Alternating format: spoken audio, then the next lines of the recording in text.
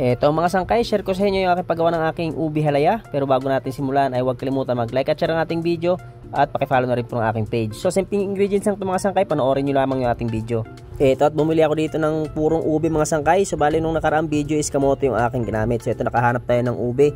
Medyo may kamahalan nga lang ang presyo nitong ating ubi kumpara sa kamote. At ayan, pinalambot muna natin.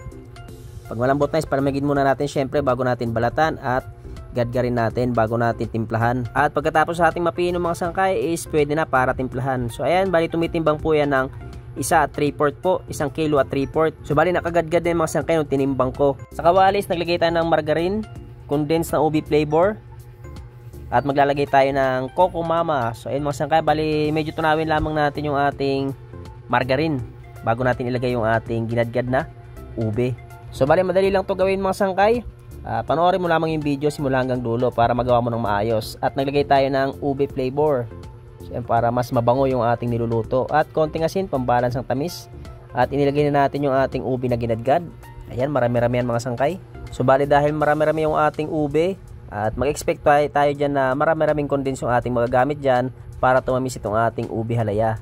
Bali haluin muna natin ng bahagya at nilagay ko na yung aking evap milk. So bali isang lata lang yan mga sangkay yung aking nilagay dyan. At eto na guys, naglagay na tayo dyan ng ating condense at ibinuhos ko na yung tirang evap milk mga sangkay. So bali inuulit ko. Ayan sa gilid yung aking mga ginamit na ingredients. 3 condensed na plain, 1 ubi flavor na condensed, 1 evap milk at saka 1 Coco Mama. So ayan bali medyo patutuyuin lamang natin itong ating niluluto na ube halaya mga sangkay bago natin itigil sa pagluluto. So bali wag nyong tatagalan mga sangkay yung pag dapat halu-haluin nyo para hindi masunog yung bandang ilalim ng ating ube halaya. So ganyan lang kasimple mga sangkay.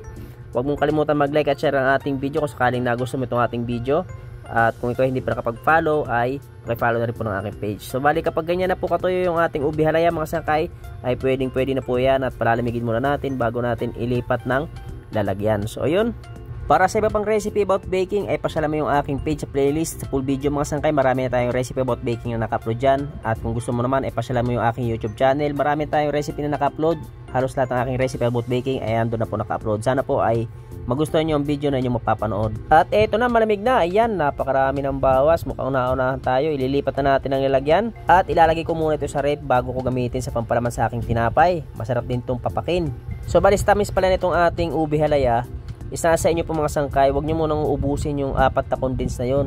Tikman nyo muna yung inyong ube halaya. Kung sakaling matamis na para sa inyo yon, sobrang tamis para sa inyo, ay huwag nyo pong ubusin yung 4 na lata ng condense. Pwede nyo namang ihabol yun kung sakaling matabang para sa inyo. At kung sakaling yung 4 na condense na yon is matabang pa rin para sa inyo, ay pwede naman po kayong mag-add ng condense. Ganun lang kasimple mga sangkay. At ayan, nililipat natin sa lalagyan. Yan, ilalagay ko muna ito sa ref mga sangkay dahil mas masarap to kapag malamig. Lalong-lalo na kung gusto mong magpapak nitong ating ube halaya. Kung nagustuhan mong video na tayo, huwag kalimutan mag-like at share nating video sangkay ha. Bilang suporta na lamang po at pakifollow na rin po ng aking page. Ayan yung ating finished product ng ating ube halaya. Thank you for watching.